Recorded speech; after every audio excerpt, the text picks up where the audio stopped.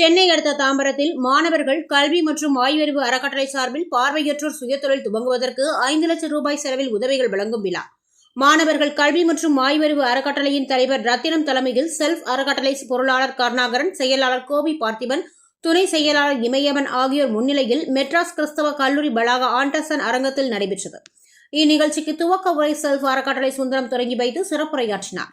நிகழ்ச்சிக்கு சிறப்பு அழைப்பாளராக doctor Kokila Velayudham, Commonwealth iconic federation தலைவர் சுந்தர வடிவேல், சமூக நீதி வழக்கறிஞர் மாணிக்க ராஜேந்திரன், MCC கல்லூரியின் சமூக பணித்துறை தலைவர் டாக்டர் பிரின்ஸ் அண்ணாதுரை, திரிசூலம் நடுநிலைப் பள்ளியின் தலைமை ஆசிரியர் லதா மகேஸ்வரி, சமூக சேவகர் ராஜா, செல்ஃப் அறக்கட்டளை தேபேந்திரன், செல்வரசன் கலந்து கொண்டு 250க்கும் மேற்பட்ட பார்வையற்றவர்களுக்கு சுயதொழில் துவங்குவதற்கு நலத்திட்ட பணிகளான 5 லட்சம் ரூபாய் செலவில் ஃபர்ஃபி பண்டல்கள் வழங்கி உதவி புரிந்தனர்.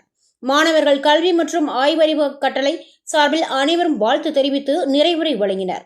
செல்ஃப் அறக்கட்டளையின் காப்பாளரும் பொறியாளருமான வேலாயுதம், இதில் MCC கல்லூரியின் சமூக பணித்துறையின் உதவி பேராசிரியர்கள் ரேச்சல், சுதர்சன், அலுவலக ஆலோசகர் ஜோகன்ஸ் சாமுவேல் மற்றும் பெர்னிஸ், ஜோயல் மேத்யூ, பாவியா தர்ஷினி மற்றும் நிகழ்ச்சி ஒருங்கிணைப்பாளர் செல்வி திப்தி கலந்து கொண்டனர்.